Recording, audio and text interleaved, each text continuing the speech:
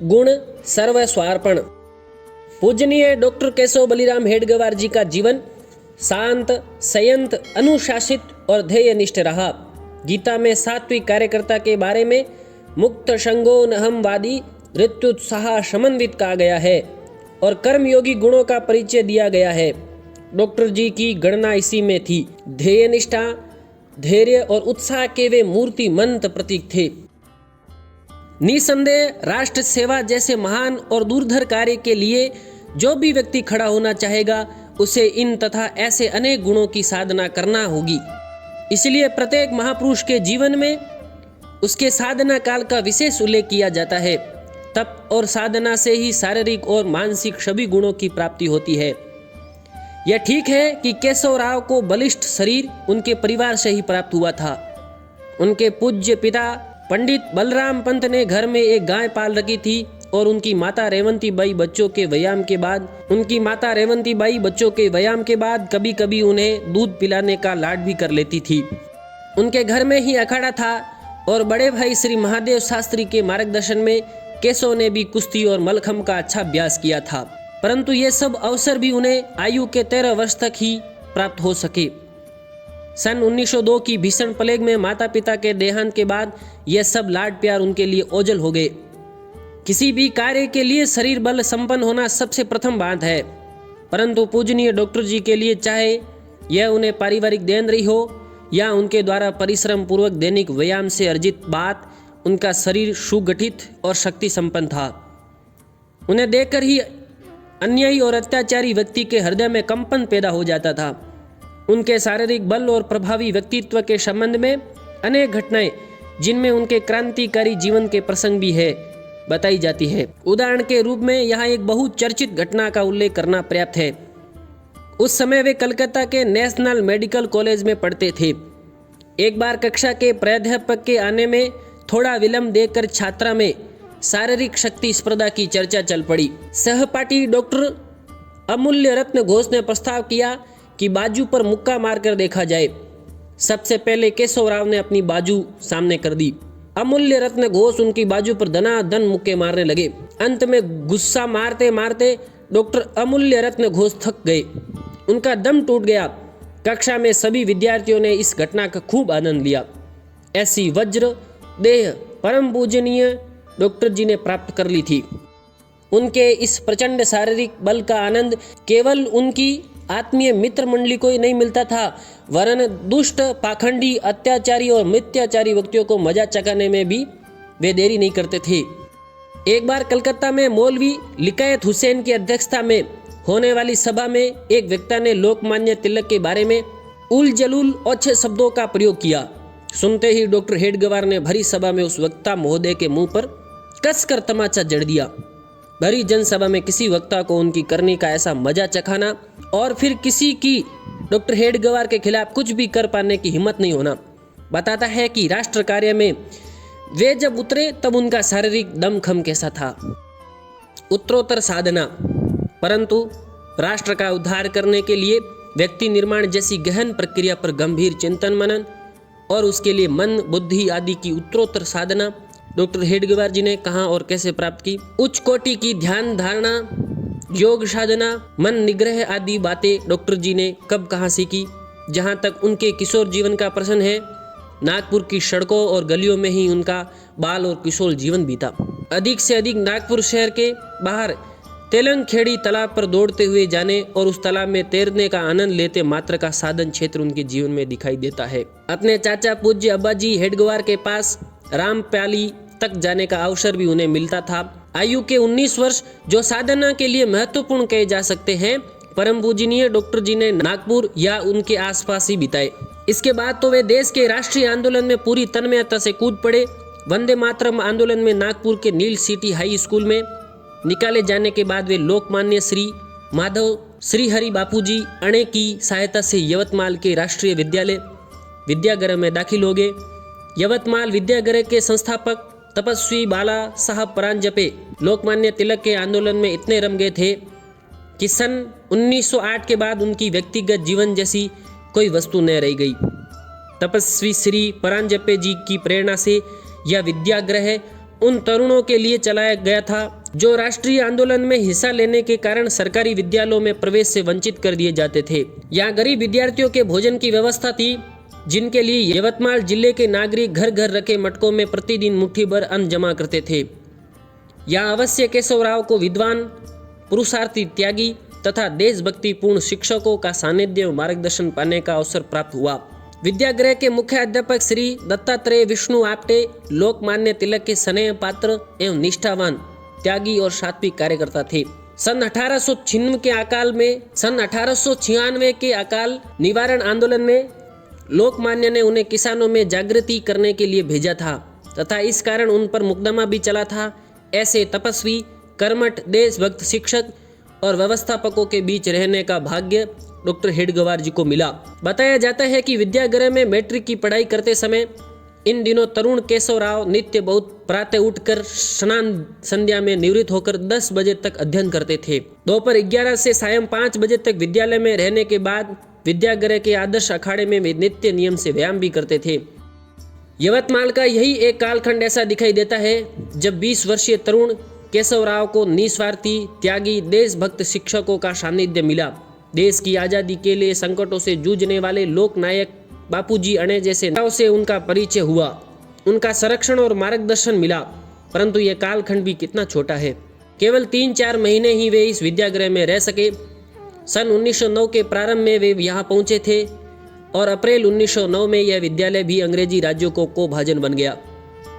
श्री केशवराव को इस राष्ट्रीय विद्यागृह में आए 2-3 महीने ही हुए होंगे कि अंग्रेज सरकार के गुप्तचर विभाग ने एक प्रमुख अधिकारी क्लीवलैंड को बरार तत्कालिक मध्य प्रदेश का हिस्सा में राष्ट्रीय आंदोलन की गतिविधियां दबाने के लिए नियुक्त किया। क्लीवलैंड ने इस विद्यालय को अपना निशाना बनाया और विद्यालय बंद करवा दिया। अनाकलनीय चमत्कार। तब मनुष्य निर्माण का कठिनतम कार्य करने वाले डॉक्टर हेडगेवार जी ने सब गुण जो ऐसे कार्य के लिए आवश्यक है स्वयं अपने में किस प्रकार प्राप्त कर लिए। वे किसी साधनालय में नहीं गए। उन्होंने ऐसे किसी स्थान या व्यक्ति की खोज करने का भी विचार नहीं किया जो अति मानवीय शक्तियां प्राप्त कर देने में समर्थ हो। तब फिर राष्ट्र की सेवा में वे सब यह किस प्रकार कर सके। संघ के द्वितीय सरसंघ चालक श्री माधव सदाशिवराव गोलवलकर इस संबंध में सूत्र रूप इतना कह गए कि समर्पित जीवन का सामर्थ्य क्या क्या कर सकेगा यह कौन बता सकता है। वंशगत संस्कारों को भी शुद्ध कर अनिष्ट को नष्ट करने तथा इष्ट एवं आवश्यक गुणों की स्थापना एवं संग्रह करने की अति मानवीय शक्ति परम पूजनीय डॉक्टर जी को अपनी सर्वस्वार्पण की वृत्ति से ही प्राप्त हुई है। अतः सर्वस्व अर्पण की यह साधना है जो परम पूजनीय डॉक्टर जी ने की और अति मानवीय गुण प्राप्त किए। डॉक्टर जी की राष्ट्र के प्रति सर्वस्वार्पण की स्थिति को अनाकलनीय चमत्कार बताते हुए श्री गुरु जी कहते हैं, बाल्यकाल में विविध राजनीतिक गतिविधियों में संलग्न, विदेशी राज्य के नाम मात्र से ही क्षुब्ध और क्रुद्ध हो जाने, इस प्रकार अति संवेदनशील एवं उत्कट भावनापूर्ण व्यक्ति पूजनीय डॉक्टर जी को प्रचलित राजनीतिक कार्यों से अपना हाथ खींचे बिना मन को हटा लेना तथा सब प्रकार की बुद्धि को जंचने वाले कार्य के अनुकूल ही मनोभाव को बनाना कितना कठिन हुआ होगा। और इस प्रकार का परिवर्तन अपने अंदर लाने वाले की विवेक शक्ति कितनी प्राकोटि की और सामर्थ्यवान होगी तथा अपने निष्कर्षों एवं तदनुरूप कार्य पर उनकी निष्ठा कितनी अटल होगी, इसकी कल्पना करना भी कठिन है। इस प्रकार का कल्पना अतीत शक्ति संपन्न विवेक एवं कार्य निष्ठा उनके पवित्र निस्वार्थ एवं राष्ट्रभक्ति जीवन के कारण ही प्राप्त करना संभव था। यह उनके जीवन का अत्यंत भव्य एवं अनाकलनीय चमत्कार है। श्री गुरु जी द्वारा पूजनीय डॉक्टर जी के बारे में किए गए इस मार्गदर्शन से हमारे सामने यह स्पष्ट है कि सर्वस्वार्पण ही वह मुख्य गुण है जिसके आधार पर डॉक्टर जी ने राष्ट्र कार्य के लिए आवश्यक गुणों का अर्जन किया और शिव भूतवा शिवम यजते के अनुसार वे अपने राष्ट्र आराध्य इस हिंदू राष्ट्र के साथ पूर्ण एकाकार हो गए। परम पूजनीय डॉक्टर केशव बलिराम हेडगेवार जी के सर्वस्वार्पण की जीवन की झांकी प्रस्तुत कर पाना असंभव है। उसका कारण बिल्कुल सीधा है। सर्वस्वार्पण ऐसा विषय है जो केवल आराध्य देव और उसके भक्त के बीच का है, अन्य किसी का वहाँ पेट हो ही नहीं सकता। आराध्य देव क्या चाहता है और भक्त उसके सामने कितना तन्मयता से भेंट अर्पित करता है, यह क्या कोई समझ सकता है? यह भक्त और भगवान के बीच का मामला है, बहुत गहन है। माँ अपने पुत्र से क्या चाहती है और मातृभक्त पुत्र अपनी माता की सेवा में क्या कुछ और कैसे कर सकता है, कर पाता है, करना चाहता है, यह क्या लिखा, समझा और नापा जा सकता है? क्या इसकी कोई समय सीमा हो सकती है कि जिसके अनुसार इसका रिकॉर्ड रखा जाए?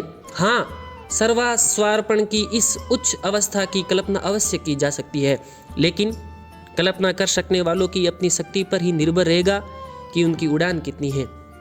यह आंतरिक क्षण का मामला है, फिर भी यथाशक्ति अपनी कल्पना शक्ति के अनुसार अनुभव तो किया ही जा सकता है। शब्दों में व्यक्त करना कठिन होने पर भी वक्त किए बिना भावुक अंतःकरण को चैन नहीं पड़ती। इसीलिए अगणित भक्तों ने इस स्थिति का वर्णन किया है। सभी ने कहा है, सर्वस्वार्पण का मर्म जो व्यक्ति समझ गया वह खुद अपना कुछ नहीं रहा। जानने वाले का संपूर्ण व्यक्तित्व ही सर्वस्वार्पण में विलीन हो जाता है। गोस्वामी तुलसीदास जी ने बड़े सरल शब्दों में इस स्थिति का वर्णन किया है। सोई जाने देहु देह जनाई, जानत तुम ही हुई जाई। अपने ध्येय देवता के साथ एकाकार हो जाने का नाम ही सर्वस्वार्पण है। पूर्ण अभिन्नत्व है, एक श्वास एक धड़कन। इसलिए उसकी होने वाली प्रत्येक क्रिया में अपने आराध्य देव का ही वास, प्रत्येक क्षण प्रत्येक हलचल और हृदय तथा मस्तिष्क की सूक्ष्म अति सूक्ष्म तरंग अपने आराध्य देव के लिए समर्पित। ऐसा ही कुछ वर्णन सर्वस्वार्पण की इस आराधना के प्रेमी श्रेष्ठ जनों ने ग्रंथों में कर रखा है। डॉक्टर हेडगेवार जी ने अपने आराध्य देव राष्ट्र की सेवा में यह पराभक्ति की स्थिति प्राप्त कर ली थी। इसलिए जीवन भर वे रुके नहीं। इतने प्रयत्नों से यवतमाल के विद्यागृह में प्रवेश लेने के बाद केवल 3 महीनों में ही जब विद्यागृह बंद किए जाने के कारण उन्हें वहां से निकलना पड़ा, तो उनकी आंखों में अंधेरा नहीं छा गया। उल्टे प्रयत्न ही परमेश्वर वाली युक्ति को चरितार्थ करते हुए उन्होंने 2 महीने पुणे में रहकर परीक्षा में बैठने की तैयारी कर डाली और अमरावती आकर राष्ट्रीय विद्यापीठ के परीक्षा केंद्र में मैट्रिक की परीक्षा में शामिल हो गए। हम जरा कल्पना करें उस नील सिटी हाई स्कूल के वंदे मातरम आंदोलन की, जहाँ से सफलता पूर्वक उन्होंने विद्यार्थियों के हित में स्वयं सामने आकर खुद को दंडित करा लिया था। क्या उन्होंने तब गतिक बनना स्वीकार किया? परिस्थितियों का रोना रोते हुए क्या वे किसी के सामने हाथ पसारते देखे गए? क्या उन्होंने अपने राष्ट्र प्रेम पर यह धब्बा लग जाने दिया कि और लो आंदोलन में हिस्सा तथा जिंदगी की बर्बादी? क्या उन्होंने लोगों को यह लोकोक्ति कहने का अवसर दिया कि हाथ नहीं कोड़ी नाक छिदाने दौड़ी? यदि वे सफलतापूर्वक मैट्रिक की परीक्षा नहीं दे पाते और संकटों को मात करते हुए अपना रास्ता स्वयं पार नहीं कर पाते, तो क्या उनका आराध्य देव राष्ट्र लांछित नहीं हो पाता? नील सिटी हाई स्कूल के वे विद्यार्थी, उनके पालक और डॉक्टर जी के वे सभी आत्मीय जन जो वंदे मातरम की घोषणा के लिए अधिकारियों से माफी मांगने की सलाह केशव को दे चुके थे, क्या यही नहीं कहते थे कि हमारी सलाह मान ली होती तो केशव को इस प्रकार दर दर भटकना नहीं पड़ता? तब क्या वे आदर्श लोगों के सामने रख पाने की जलाहालत विद्युत अग्नि के समान विपत्ति में भी जिसकी प्रगा की द्युति क्षीण नहीं पड़ती, वही धीर वीर है। धर्म रथ पर आरूढ़ डॉक्टर केशव बलिराम हेडगेवार मर्यादा पुरुषोत्तम श्री रामचंद्र के आदर्श पर चले। रामायण में यह प्रसंग आता है कि जब अत्याचारी रावण से युद्ध करने के लिए प्रभु रामचंद्र नंगे पैर बिना रथ सारथी के उपस्थित होते हैं, तो भक्त विभीषण अत्यधिक प्रीतिवश अपने मन का संदेह इस शब्दों में प्रकट करते हैं, नाथ न रत नहीं तन पद त्राण के ही विधि जितब वीर बलवाना। तब प्रभु रामचंद्र भक्त विभीषण को कहते हैं कि औरज धीर जाहि रत चाका, सत्यशील दृढ़ ध्वजा पताका, शखा धर्ममय अशरथ जाके, जीतन कहू न कथऊ रिपुता के। प्रभु श्री राम जी की लंका विजय पर विजयतव्या लंका चरण तरणियों जल निधि वाला जो श्लोक लिखा गया, उसकी अंतिम पंक्ति है, क्रिया सिद्धि सत्वे भवती महता नोपकरणे, यानी महापुरुष किसी उपकरण से नहीं अपने सत्व के बल पर क्रिया सिद्धि प्राप्त कर लेते हैं। यह पंक्ति डॉक्टर हेडगेवार जी पर पूरी तरह सही उतरती दिखाई पड़ती है। परम पूजनीय श्री गुरु जी ने इस संबंध में कहा है कि परम पूजनीय डॉक्टर जी के कष्टपूर्ण परिश्रमी एवं कर्मठ जीवन से सर्वसाधारण व्यक्ति को एक आशादायी संदेश मिलता है। दरिद्रता, प्रसिद्धि विहीनता, बड़ों की उदासीनता, परिस्थिति की प्रतिकूलता, पग पग पर बाधाएं, विरोध, उपेक्षा, उपहास आदि के कटु अनुभव के साथ साथ स्वीकृत कार्य की पूर्ति के लिए आवश्यक साधनों का अत्यंत अभाव आदि कितनी ही कठिनाई मार्ग में आए तो भी अपने कार्य के साथ तन्मय होकर मुक्त संगो न हम वादी धृत्युत्साह समन्वित इस वृत्ति से सुख दुख, मान अपमान, यश अपयश आदि किसी की भी चिंता न करते हुए यदि कोई प्रयत्न रहेगा तो उसे अवश्य सफलता मिलेगी। पूर्व प्रकाशित डॉक्टर जी के छोटे जीवन चरित्र के आरंभ में क्रिया सिद्धि सत्वे भवंती महताम नोपकरणे जो ये सुभाषितम दिया है वह उनके ऊपर पूरी तरह घटता है। बहुना उनका संपूर्ण जीवन ही इस उक्ति का मूर्तिमंत उदाहरण था।